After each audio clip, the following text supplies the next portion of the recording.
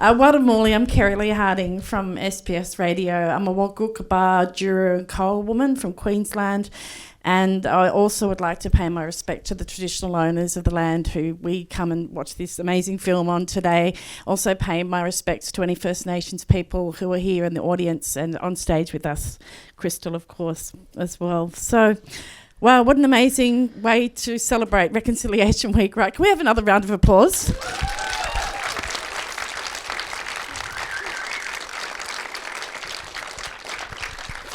Thank you. So as you can see, Crystal is here joining us for this discussion today, and Rocky as well, one of the producers. Thank you so much for joining me today. It's good to have you here for a yarn.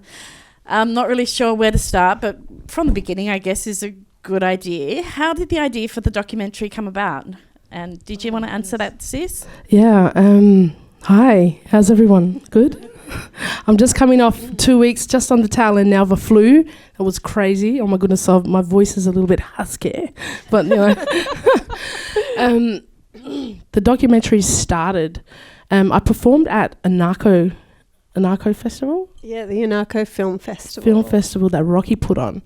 And it was just like a moonlight cinema in a warehouse. Big screen. It was very theatre-like as well. It was beautiful. So I just performed there. And, yeah, that's how I met you first. And then, I know, we're just chatting here and there. And then she's like, sis, you know what? I'd love to do a documentary about a woman in the music industry. I've been searching for a woman, and I feel like you are someone that I'd like to. You're very interesting. You know, I was like, all right, let's go. You know? What am I... Nothing else to do. Let's go. I'm just making music. Let's just go, you know. Do you remember that time at the cafe? So so I sort of called her up and just went, right, maybe we should have a meeting and just have a chat. And we sit down at this cafe and I'm just like going, oh, you know that you can't just be at the front of the camera. You've got to be behind as well. So like, oh yeah, all right. Yeah. And I just went, there's no money.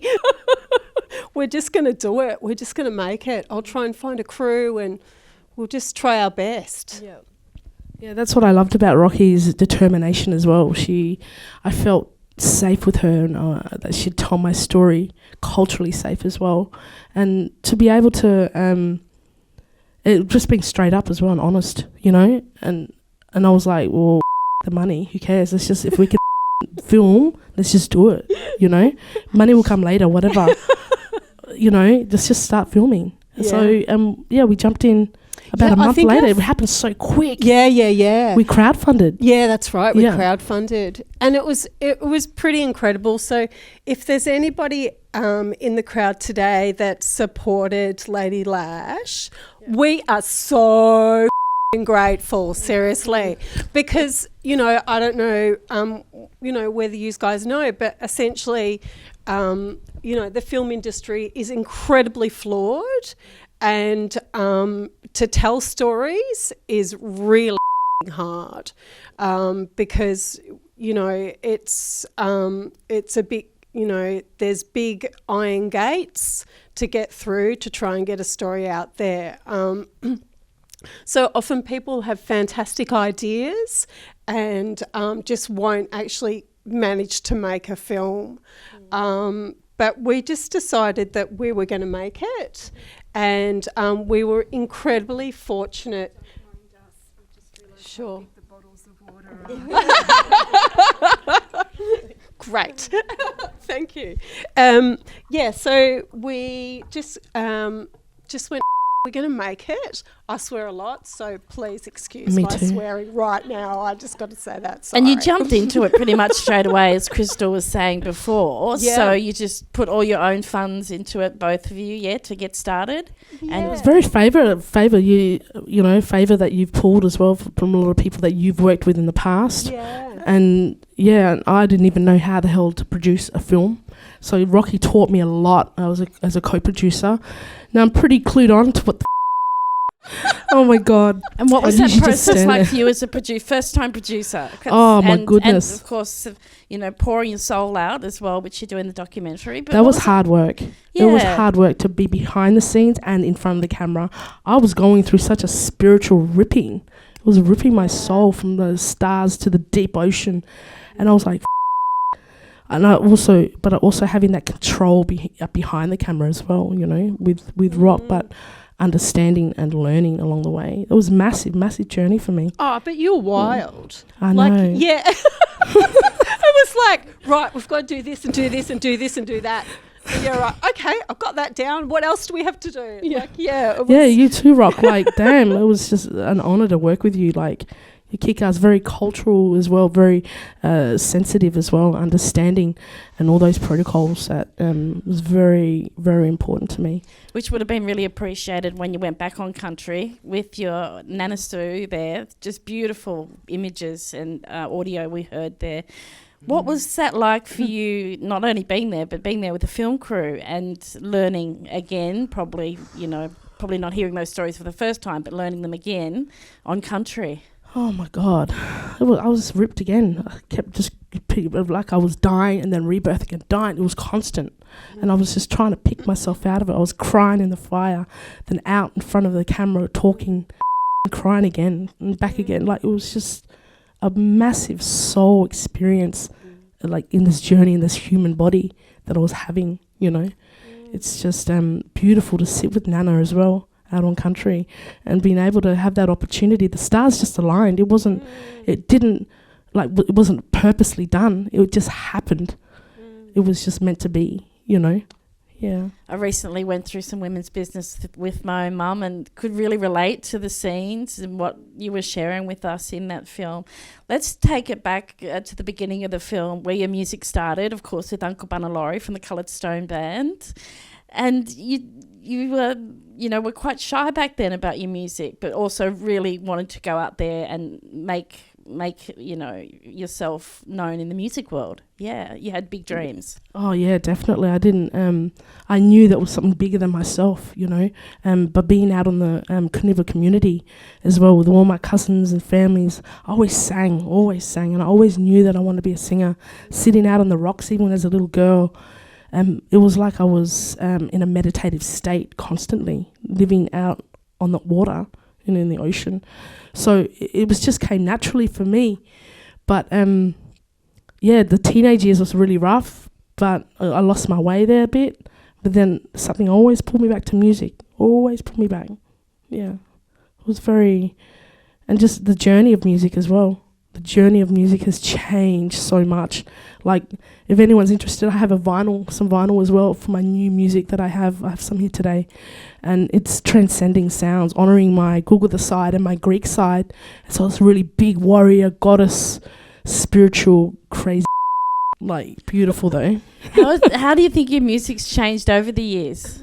Oh, a lot. Like, I flipped from hip-hop, jazz, soul, blues, experimental to electronic. Like, to me it's a transcending journey through music. I don't want to be in this box, you know. I'm not just a hip-hop jazz artist. Yeah, I have so many layers and complex layers, and just my brain works differently on music. It just looks at music differently. And talking about music, what was it like to work with Crystal and her music in this documentary, Rocky? Oh, it was really amazing. Thanks, Kerri-Lee. Like, everything we did was completely collaborative. Like, it wasn't like it wasn't like me, like, oh, right, it's going to be this, this, and this. It was like, hey, what do you think about this? And we'd have a bit of a yarn before we'd shoot, and we'd talk about what we wanted to get out of the shoot. And we were incredibly fortunate also to have just a great, really small crew. So Hugh Turrell was the cinematographer, and he's such an amazing, patient man. Unfortunately, he couldn't make it today. He's in Indonesia, but he's just a really kind, gorgeous man. And Glenn Foster, who did our sound, and he was just incredibly skilled. And then we had Spider doing editing, and we edited it at Blackfella Films, and it was just like, there were I think it was 30 tracks, wasn't it? I think so. Yeah, I think there was 30 tracks. That's a lot. Yeah. So it was just like, the amount of music and the gorgeous array of music, you know, as a filmmaker to choose from, was just amazing. You know. Can I also just say everyone please give a round of applause for Marley Clyne? That's my ex-husband and Schizoid Productions, but he's made a lot of that music as well. So I've got to give you props, man. They're still fam too, you know. So on your Marley. And what was it like for you to be here with your husband Marley today, watching this film, which you pour your heart and soul out, really? What was it like watching it with other people, with other mob in the room? It's amazing to sit here and watch it with my ex-husband, you know, and just sitting next to him and just looking at him going, hey, look, you on the screen, man. You know? We're all on the screen. But yeah, no, it was beautiful. I think it's more of a sense of community and everybody's energy. I feel everybody's energy and love. And I love the way you work together in the film. Him upstairs, you downstairs, almost Harry Potter-like underneath the stairs. Look out. My sister called me a monster in the closet. And it was awesome until we figured out that we can actually speak to each other, like through the microphone. We found that out like after the filming, and then so we just. Oh, that was cool. It just worked. We're on that same wavelength, you know. Yeah. And when you're making a film, you start off with the plan. I'm wondering, Rocky, for you as a producer, how much did that plan change from beginning to end, or did it pretty much stay the same for you as a producer? Look, I mean, for me, making a film, I have like a rough sort of sketch in my mind, but it's really about what happens. You know, in documentary, like the idea of formulating a documentary sort of makes me a bit sick, because then it takes away the beauty of what you actually get and what you can use, and you know. So I think really for us, we really wanted to do something really organic, and I guess. You know, it's really about, you know, when you're filming, what you get out of those sessions of talking. So I wouldn't even really call it interviewing, because it was a lot more casual than that. And we wanted it to feel real. And so that was probably one of the most important things. You know, we wanted it to be authentic and we wanted it to be real. But in terms of pre-planning, just having some ideas of where we can film and what that can sort of portray in those shots. So at the warehouse, you know, the disused warehouse, you know, that was sort of nice, like getting different locations to talk about different things. I feel like really sort of worked. And understanding the timeline as well, understanding from birth to current. That took a lot out of me as well, and telling those stories in between the major things that's happened in my life. It was amazing. And we also have an hour and 20-minute cut, but just due to so we ended up getting supported by Film Victoria, the post-production, and thanks to probably a lot of people in this room, we managed to shoot it. And we also we did a crowdfunder. That's the first thing that started off. We crowdfunded for like 5,000 in order for us to get to country to film. So and how much did you reach? What was it was 5,000. 5,000. I think 5,500. It's amazing. Yeah. And then after that, we did another one, because we had to do a post. That was in, what was that in? That was in Documentary Australia Foundation. We got over 80,000 for that. Crowdfunding. Yeah. So the money did come, sis. 2 years of working, I don't know how much it worked out. I think it was less than $1 an hour. But, you know, we were really grateful, and we still are, that, you know, there were people that really believed in us to make it and supported the process. And then we got, Film Victoria came on board for post-production. NITV said, we'll have it. Of course, too deadly. So happy to hear that. Yeah, that was a bit of a relief, because then because the way it works is if you get a broadcaster involved, well, then the state agencies jump on board. So Film Victoria said yes because NITV said yes, and that was Anusha from NITV. Anusha Duray, who's Deadly Woman herself. Yeah, I actually haven't met her, but yeah, it would be good to meet her one day because she really, she she was pretty instrumental, to be honest. So then we got the second load of money to do post-production, and and sort of Film Victoria wanted us to do a shorter version. So yeah, we've got like an hour and 20-minute sort of stashed away for the future, where we'd like to get it done, get the post-production done on that, maybe in, I don't know when. Whenever the stars align again. Yeah, that's a bigger story. But a lot of things that went on in the documentary, even beforehand and like after the post-production, we were people were coming in from the mining company trying to offer the support here and there. Yeah. We're like, no. Yeah, no thanks. And then we had a meeting with another company, and they said, we think it would be best if you take the cultural stuff out of your documentary. Look out. Can you say that? No. I know. And I'm like, what? Saying that to an Aboriginal woman is... Yeah. We think it'd be good to just have Lady Lash. Bang. Yeah. I'm like, wow. Nah. I'm talking about your country. You come from beautiful land, sis, absolutely beautiful country. I'm wondering, Rocky, what was it like for you as a non-Indigenous woman to be let in through the window of this women's business, this world, and being on country and seeing such special sacred sites and being amongst that? What did you feel at that time? Oh, look, I felt really connected to that space, and I felt really privileged to be invited to, your country and to meet Anisu, who I've still maintained working together with her, and we've got another documentary on the simmer.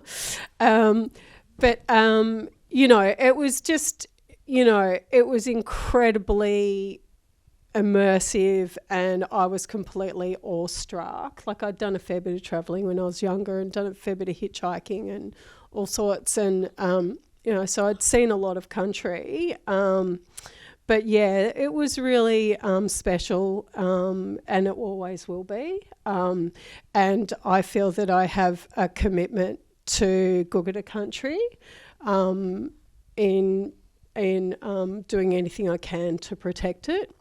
It was really heartbreaking to watch in the film Nana Sue there with you and talking about the fact that all that country is still not protected, sis, and that anyone can come through. It's open slabber. Yeah. I mean, that's just heartbreaking for you as a traditional owner, right? Oh, my God, it is. It's very heartbreaking. And we're trying the best we can right now, still keeping in contact with Nana. Like right now, they're trying to build a rocket launch out on country. So, it is just... Yeah. I did hear that in the news, sis. And I think for a lot of our old people too, they're getting older elders. Yeah. So it's up to emerging elders like yourself, sis. They want us to step up. That's something that my mum was talking about just the other week when I was doing women's business. And all us young ones are looking at each other too, it's time. They need help with the fight, yeah? Yeah. Definitely. I've been thinking about moving back, just going back and just being able to help the elders and being out on country, and it's just taken a lot at the moment. So I'm just trying to balance it all out and understand, where I got to be. I know I'm here in Naarm and I'm doing the work, and able to give voice to our people as well. But yeah, going back on country is just something different. You're actually working there and fighting on that front line, Yeah. That's something that I loved in the documentary film, was the contrast between city life and your life out bush as well. How did you was that the way that you wanted us to watch that as viewers, as producers? We had this sort of break of before during country, on country, and after country. And that was essentially how all the files were put into place and put onto the computer. So that was a really big part of our approach, really, wasn't it? Like that sort of. But there was real life as well, because we all live. Us blackfellas live in two worlds, you know. Well, the white fella world and the black fella world. So it was good to see that as well come to fruition and understand more. And what did you want, Sis, for audience members to get out of watching the film? Did you have any messages, anything you want? Or what did you want people to get out of it after viewing it? It's everybody's responsibility to take care of country. It's everyone's Mother Earth, you know. It's vital to the animals, to our children, our future generations. Even like go to protests and be able to, for our fighting for our justices as well. And just being on that front line and make it present, even social media, post online, go out and speak and be a part of community, meet the elders, the local traditional elders of your country, of where you're staying. And be active as much as you can, bring light, open conversation is very important. And also, don't forget about your own culture and your roots as well. Go back to your own ancestors and understand where you come from. That's very, very important.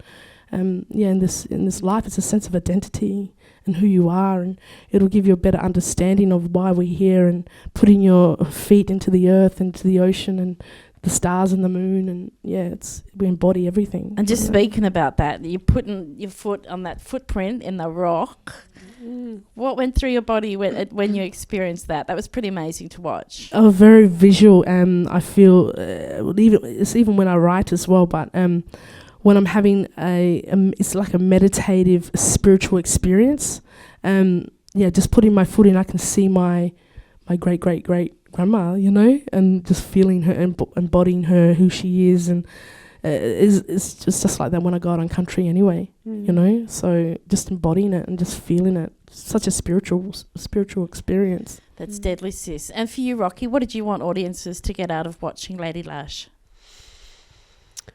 For me, it's like a celebration of Crystal, of who she is, and her connection to country, and your music. And so I guess I just really wanted people to have a bit of an insight into another person's world, and to be immersed into that person's world too, like into your world, like, and also just feel the beauty of country. Like, I think that if people start to really realise how incredibly beautiful and immersive these spaces and places are, that more people stand up and fight for them. We're in a pretty dire space in terms of looking after country. A lot of country is under threat. And we all have a responsibility to do something about it. And so that's really what I wanted to say in terms of just, getting people to think and activate, because elders are calling out for help. And we owe it to them to help. And look, we could be here talking all day, but we know we have to get to another film very soon. But any final words from you first, Crystal? Oh, my goodness. Don't be afraid. Just do what you need to do. Just jump into do everything that you can do that makes you happy. You got to be happy in your life, and understanding and connect back to your own ancestors. That's very important. That's what I feel. Go back spiritually and understand why you're here on earth. What's your purpose here? We are the physical, yes, but we also have a soul, spirit inside of us. So I think we're working 2 dimensions here, So that's what I ask you to do. Connect back to your own ancestors. Howl under the moon, darling. And for you, Rocky, some final words. A huge thank you to everybody, and we're working on another film. And we would, love your support, whether it be monetary or just emotional or just digging the stories. There's, as you walk out today, out of this space, there's a little table just on the right-hand side, just near the door, at the exit door. And there's a small little QR code that are printed on gold paper. If everyone could just take one of those little QR codes, pop it in their pocket, and then do a scan and then pass it on to someone and get them to pass it on to someone. That's just information about the film that we're working on. With Nana Sue. Yeah. With the rockets. Yeah. So about protecting country. We would just love your ongoing ideas and thoughts and support. Thank you so much, Rocky. Sister Crystal, thank you so much for both of you joining us today, for the audience, for joining us on Reconciliation Week, which is a deadly week for us. Thank you so much. Thank you. Thank you, sis. Thank you. Thank you all as well. Lots of love.